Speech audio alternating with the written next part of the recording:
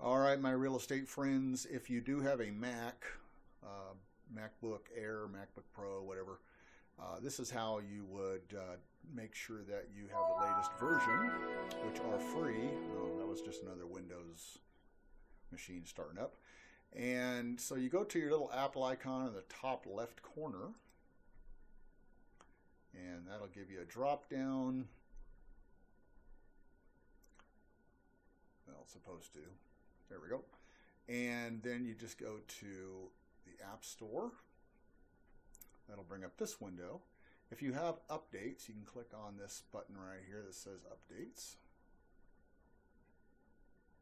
And this will give you a list of updates that you need. In this case, I need what I did need, a Mac OS Sierra update from 10.12 to 10.12.1, which is a minor update. But as you can see in the description, it does say stability, compatibility, and security of your Mac. So this is why I tell you to run the latest version of your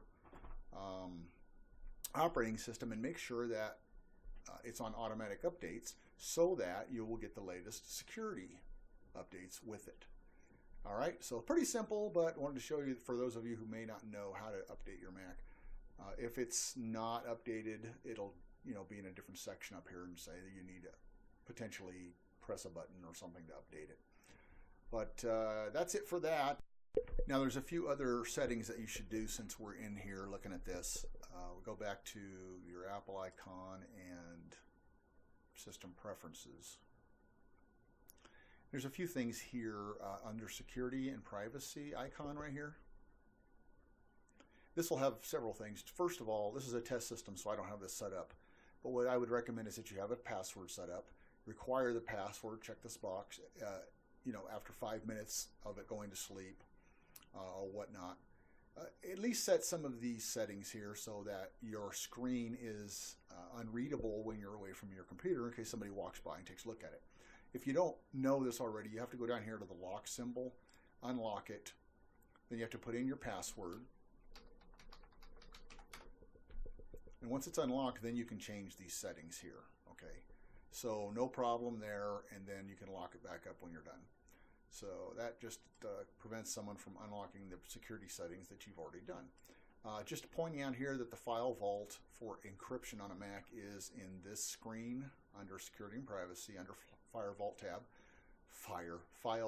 tab, and then it says turn on File Vault, and it'll just tell you what to do from there. So I'm just showing this real quick. I have a virtual machine, so it's not going to let me do this because I don't have an iCloud account set up and all that stuff on this one. But that's where you would do and just follow continue to follow the wizard here.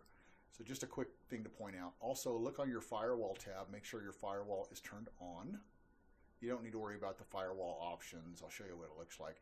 It's basically just saying block or allow various things, but all the defaults are probably fine for what you're doing. And then privacy tab, you want to look down here and just see if there's any location set up on this thing. For instance, in this case, the weather app has location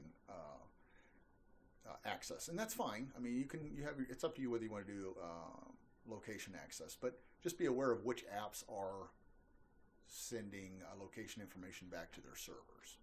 Okay, that's that, and then let's close. I'm just going to minimize this one. Then I wanted to point out here that if you go to the App Store, you can, I'm sorry, it's the wrong one. That's not what I wanted. I wanted to go back to the